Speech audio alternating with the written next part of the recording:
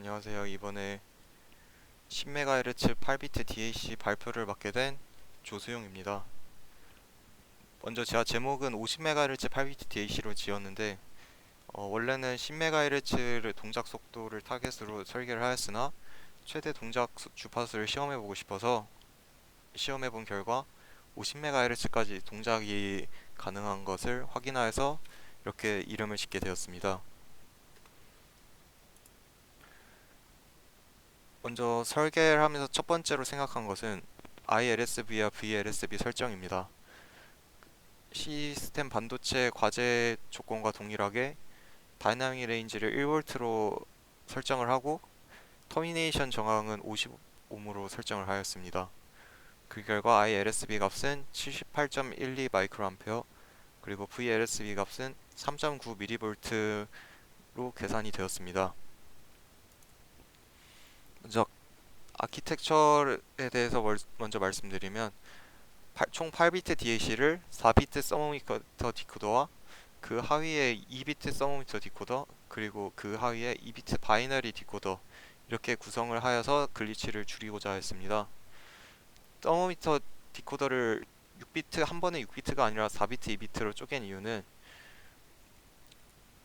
2차원 서모미터 디코딩을 가능하게 만들기 위함입니다.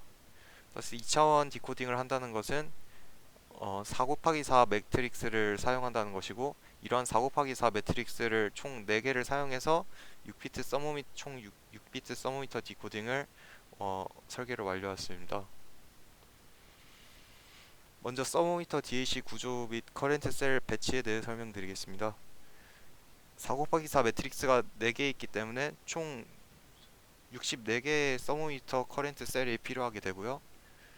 또한 4비트 서모미터 디코더는 총 60개의 셀, 그리고 2비트 서모미터 디코더는 총 3개의 셀이 필요합니다.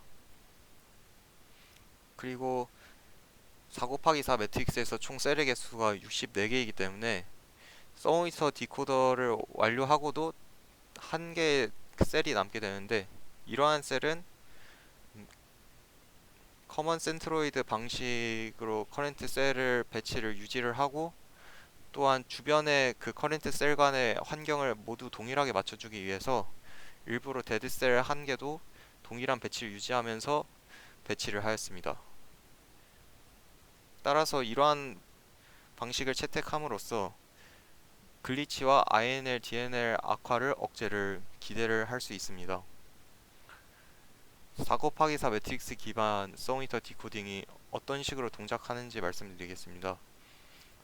먼저 2차원 서모니터 디코딩은 SRAM에서 동작하는 것과 비슷하게 로우 디코더와 콜룸 디코더 조합으로 동작이 됩니다. 또한 따라서 디코더의 크기가 매우 줄어들고 간결한 로직과 확장성을 확보할 수 있다는 장점이 있습니다. 동작 방식은 먼저 로우와 컬럼 디코더가 2비트에서 3비트로 서모니터 디코딩 방식으로 로우 신호와 컬럼 신호를 출력하게 되면 만약에 로우 신호에서 플래그 신호가 하이라면 해당 로우를 전체 ON을 시키고 플래그 신호가 로우라면 컬럼 신호의 출력에 따라서 해당 행의 커렌트 셀을 개별을 온오프 할지를 결정하게 됩니다. 그리고 이 플래그 신호는 좀 왼쪽 그림에서 빨간색 동그라미 쳐져 있는 신호인데요. 이 신호는 간단히 이제 로우 디코더의 그 출력의 다음 행의 신호라고 보시면 되겠습니다. 따라서 이러한 방식을 구현하기 위해서는 디코더뿐만 아니라 각 셀에 간단한 OR과 NAND 게이트 조합으로 구현을 하게 되었습니다. 또한 아까 말씀드렸던 것과 같이 16개 셀 중에서 한 개 셀이 남게 되는데 그 한 개에 남는 셀은 그 최상위 4비트가 아닌 그 하위에 2비트를 서모니터 디코딩된 신호를 인가를 하여서 최종적으로 2비트 서모니터 DAC 동작을 하도록 만들었습니다. 서모니터 디코더 구조 및 타이밍 특성에 대해 말씀드리겠습니다.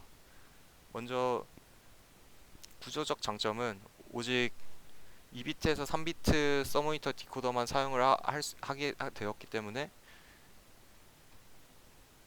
간단한 디코더만으로 총 6비트 서모니터 디코딩이 가능하다는 것입니다.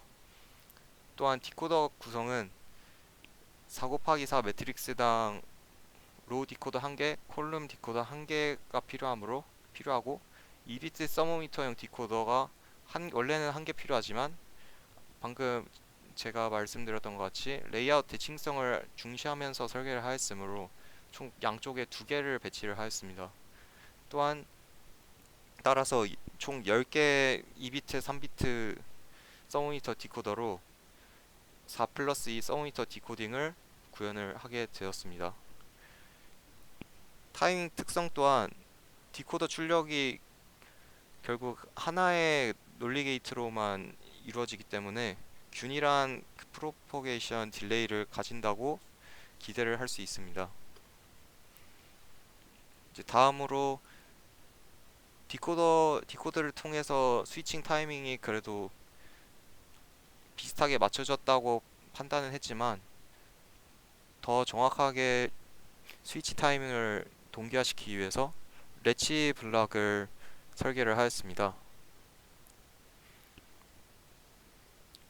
먼저 홈워크 제로에서 이제 발견했던 글리치의 원인 중 하나는 커렌트 셀의 스위치 신호가 비동기 전환된다는 것입니다.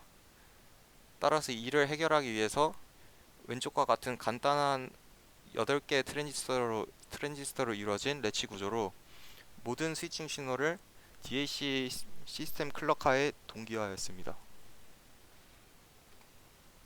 레치 동작 원리는 먼저 클락이 하이가 되면 이제 레치가 동작을 하여서 그 외부 스위칭 신호를 따라가게 됩니다.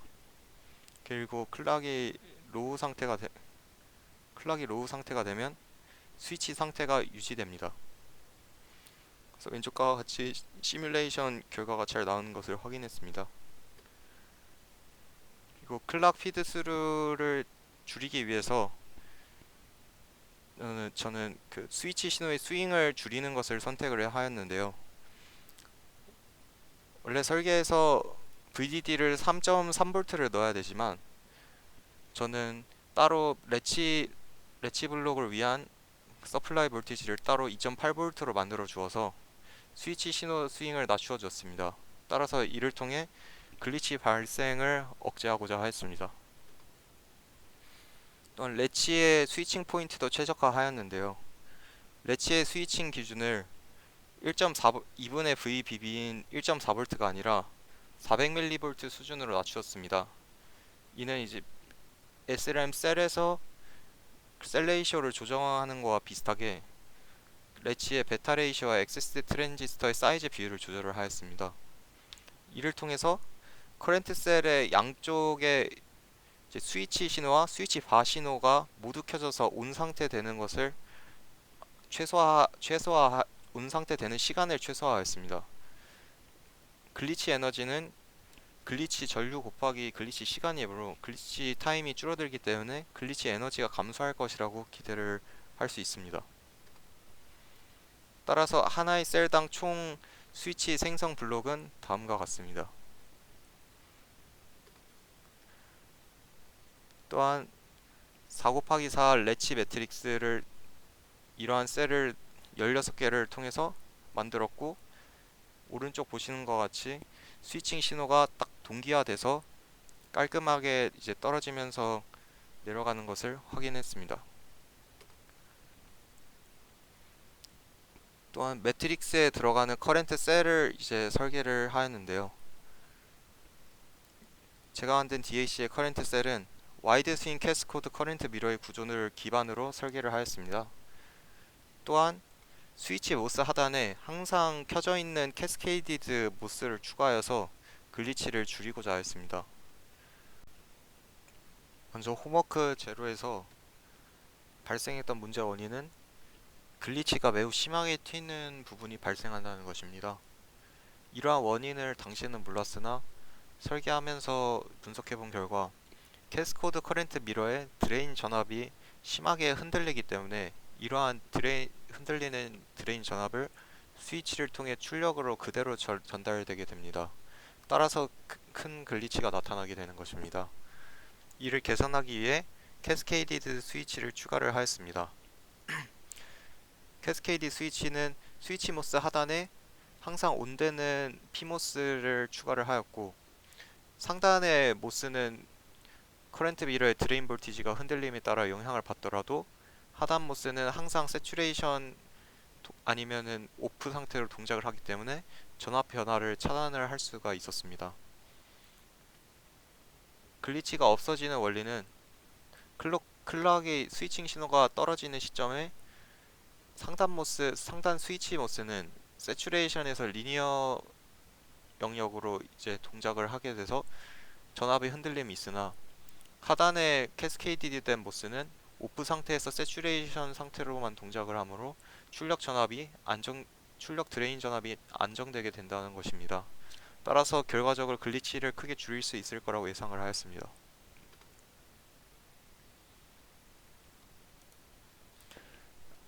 실제로 시뮬레이션 결과 캐스케이디 스위치가 없을 때 왼쪽에 보시는 것처럼 미러의 드레인 전압의 흔들림에 따라 아웃풋 신호도 그대로 흔들리는 것을 확인할 수 있었고, 캐스케이디드 스위치를 추가했을 때는 스위치 모스가 흔들리는 드레인 볼티지에 의해 세츄레이션 영역에 들어갔으나 캐스케이디드 스위치는 아직 켜지지 않았습니다. 커렌트 셀 매트릭스도 따라서 이와 같이 디코더 매트릭스와 비슷한 방식으로 이렇게 배치를 하였습니다. 와이드 스윙 캐스코드 커렌트 미러를 설계를 하였는데요. 홈워크 제로에서 설계에서는 4배 크기의 모스펫을 레퍼런스 전압을 이제 사용했음에도 불구하고 일부 트랜지스터가 세츄레이션 영역에서 벗어나는 문제가 발생하여 5배의 모스의 크기를 사용했습니다. 문제의 원인을 분석해본 결과 당시에는 저항 기반의 전류원을 사용하여서 드레인 전압이 전류 변화에 따라 변했습니다. 따라서 이에 따라 바이어스 전압이 고정되지 않아서 일부 모스가 세츄레이션 영역에서 동작하지 않았던 것입니다. 따라서 저항을 전류원으로서 제거를 하고 레퍼런스 전류를 모스펫 기반 커렌트 미러로 구성을 하였습니다. 캐스코드 구조 소스 전류원으로 이 커렌트 미러의 전류를 사용을 하였고, 따라서 4배 비율의 모스 크기로도 모든 모스가 세츄레이션 영역에서 동작을 하도록 만들었습니다. 시뮬레이션 결과 0에서 2.3V 범위에서 모든 모스가 세츄레이션으로 동작을 하였고, 복제된 전류 또한 ILSB인 78 마이크로 암페어의 4배를 곱한 312 마이크로 암페어가 잘 흐르고 있는 것을 확인을 하였습니다. 2비트 바이너리 DAC 커렌트 셀은 서모미터 DAC에서 사용한 커렌트 셀 구조를 기반으로 설계를 하였고, 미러의 모스와 스위치 모스의 크기를 각각 서모미터 셀의 2분의 1배, 4분의 1배 배율로 축소하여 구현하였습니다.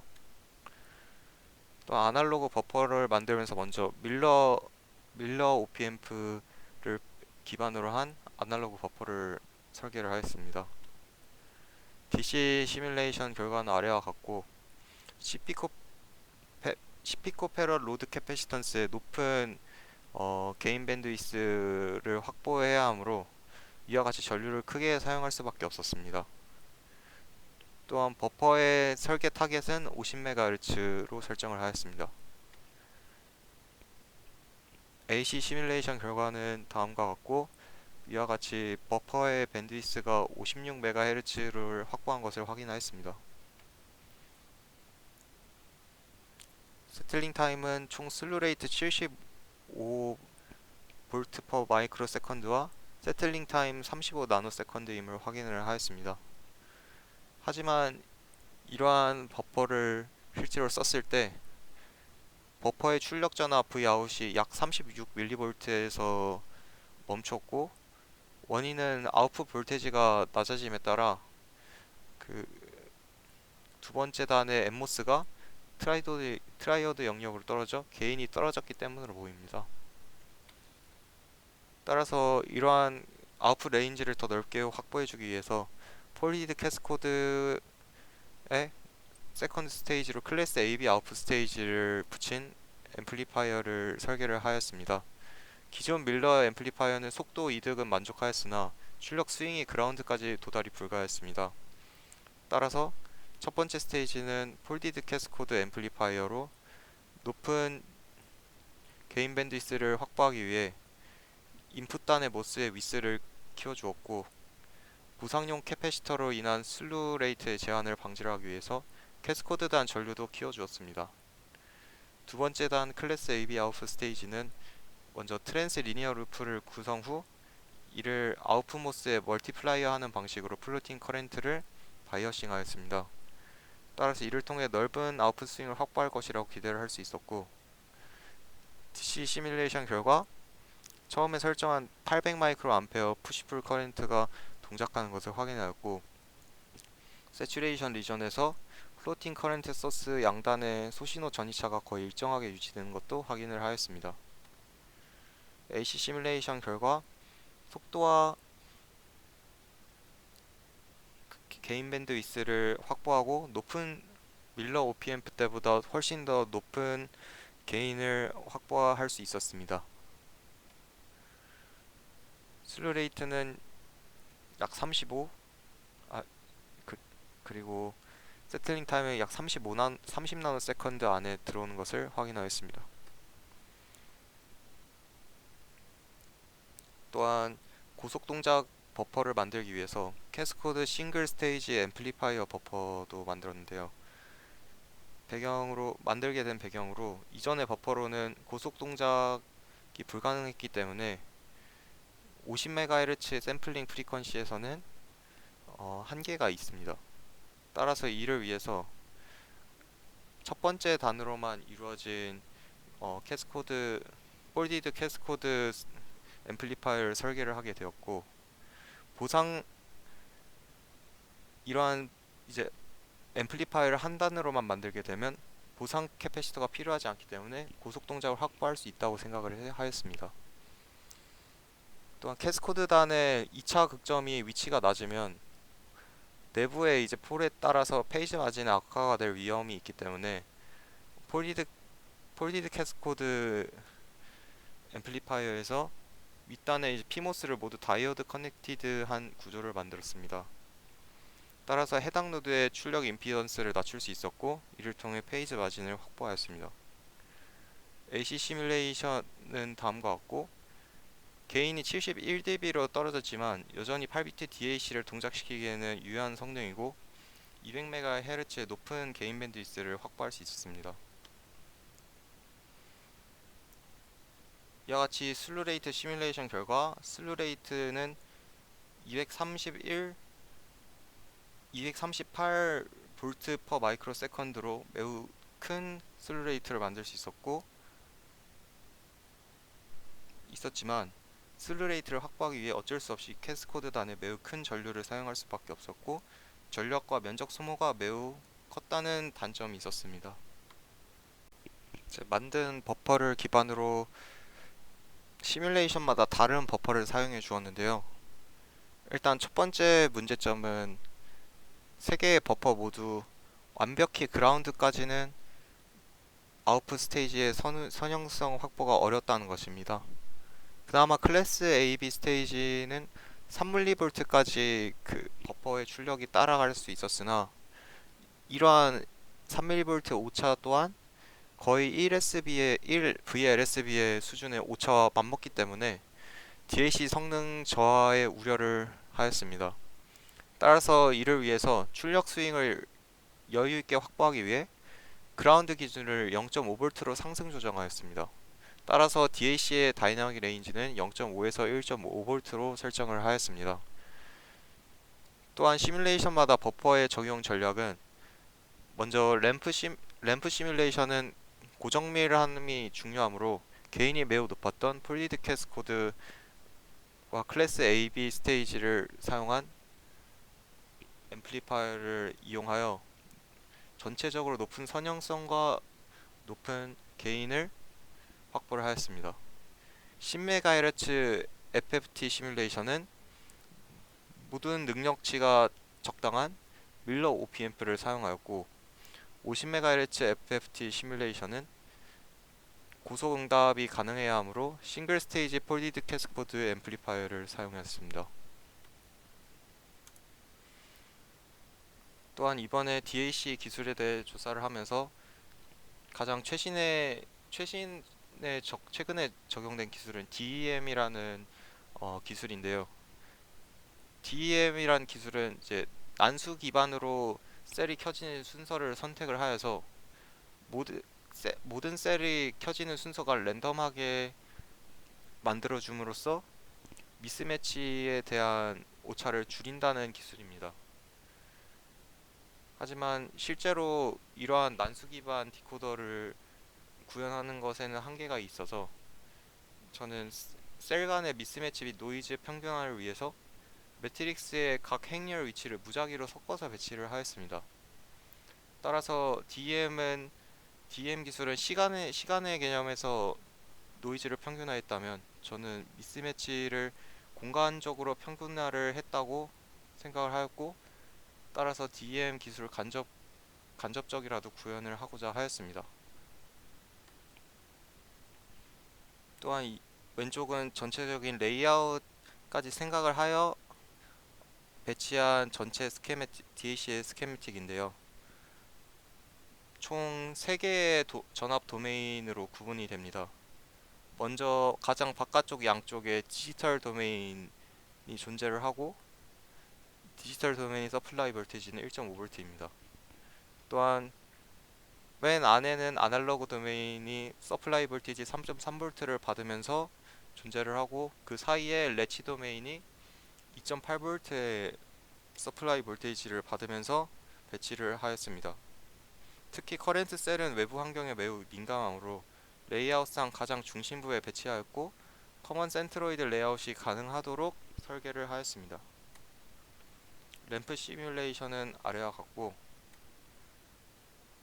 글리치 분석 결과 최악의 조건인 16LSB 동시 전환에서도 글리치가 4LSB 이내로 제한되었으며, 이를 통해 스위치 구조 개선, 레치 구조 적용 등이 효과적으로 작동했다는 것을 보았습니다. 따라서 이번 구조는 홈워크 제로에 비해 글리치 특성 측면에서 명확한 향상을 달성을 하였습니다. INL, DNL 측정은 왼쪽 식을 이용해서 측정을 하였고, 처음에 측정을 하였을 때 오프셋 전압이 0.1mV 있다고 판단을 하였고, 엔드포인트 에러는 없다고 판단을 하여서 엔드포인트 스트레칭을 적용을 한 후 INL, DNL을 구하였습니다. 최대 DNL은 약 마이너스 0.23 LSB, 그리고 최대 INL은 마이너스 0.2 LSB가 나왔습니다. 10MHz FFT 결과 모든 저주파, 중간 주파수, 고주파에서 모두 7비트 ENOB가 거의 7비트를 넘는 8비트에 가까운 ENOB를 제공하는 것을 확인을 하였습니다. 또한 설계한 DAC는 출력이 차동 신호이므로 이로 인해 DC 성분이 제거된 것을 확인할 수 있었으며, 다이나믹 레인지도 2배 커지는 것을 확인하였습니다. 이는 저주파 영역의 플리커 노이즈 및 서멀 노이즈가 감소했다는 것을 DC 성분이 제거된 것으로부터 간접적으로나마 확인할 수 있었습니다. 또한 모든 FFT 결과에서 ENOB가 8비트에 근접하는 우수한 성능을 얻을 수 있었고, 인풋 주파수가 커질수록 ENOB가 소폭 감소하는 것을 확인했습니다. 왼쪽은 나이키스트 프리퀀시에 가까운 4.98MHz를 넣은 FFT 결과인데요. 이전에는 거의 7.9비트가 나왔던 것과 달리 ENOB가 7.4비트 정도로 나왔습니다.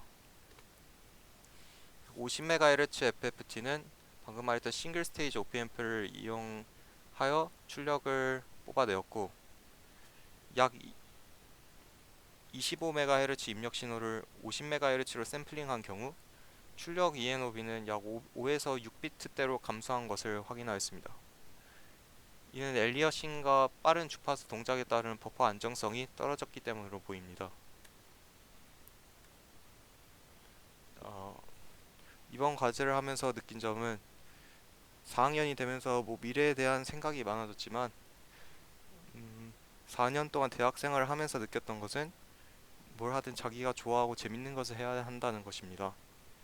생각을 해봤을 때 내가 좋아하지 않는 것을 해서 성공하면 그냥 평균 정도의 행복도일 것이지만 실패를 하면 이제 최악의 행복도를 가질 것입니다. 반면에 좋아하는 것을 하면서 실패하면 중간 정도의 행복도를 가질 것이고, 좋아하는 것을 하면서 성공하면 최고의 행복도를 가질 것입니다. 따라서 좋아하는 것을 하면 트레이드 오프가 발생하지 않습니다.